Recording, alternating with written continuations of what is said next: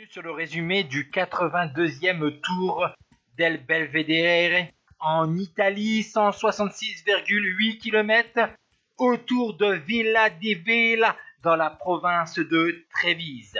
C'est une course pour les coureurs âgés de moins de 23 ans, donc une course pour les espoirs qui a couronné dans le passé notamment Maurizio Fondriest en 86, Ivan Gotti en 90, Pietro Carocchioli en 97 et 98, Jaroslav Popovic en 2001, Sacha Modolo en 2009, le champion de Suisse actuel Stefan Kung en 2013, Andrea Vendrame, le coureur italien de la G2R Citroën en 2015, ou encore Ryabushenko et Battistella en 2018 et 2019.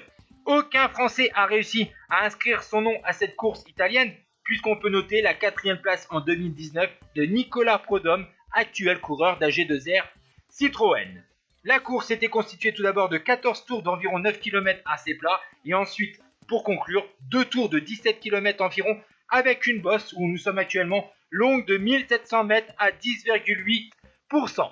Après une accélération de la formation, la Conti Groupama, on a une accélération notamment du Suisse Alexandre Balmé, mais malheureusement pour lui, le plus fort sur cette course est un Espagnol, Juan Ayuso de la formation Colpac, 18 ans. Futur coureur de la formation UAE Team Emirates, puisqu'il a signé un contrat de 5 ans avec cette équipe World Tour. Il passera pro au mois d'août et courra au moins jusqu'en 2025 avec l'équipe de Tadej Pogacar.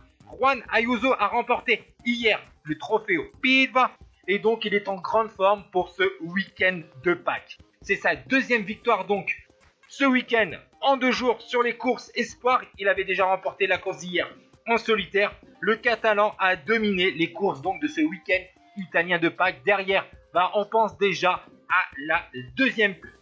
A noter qu'il est parti en costaud au sommet donc de la dernière difficulté. Ce coureur a à son palmarès notamment le titre de champion d'Espagne junior du contre-la-montre, mais aussi le titre de champion d'Espagne junior sur route l'année dernière. Le Catalan s'impose donc en solitaire sur ce Giro del Belvedere et donc superbe victoire, un coureur qu'on va devoir suivre dans les années à venir. Derrière, à 8 secondes, 2 coureurs se sont détachés et c'est finalement le Croate Victor Potoki de la Ljubljana Gusto Santic qui devance Alexandre Balmé. À noter encore une belle place d'honneur pour un autre coureur de la Conti Groupama. Voici donc le top 10.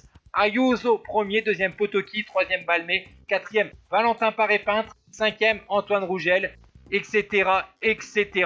Merci d'avoir suivi ce résumé. Ciao tout le monde.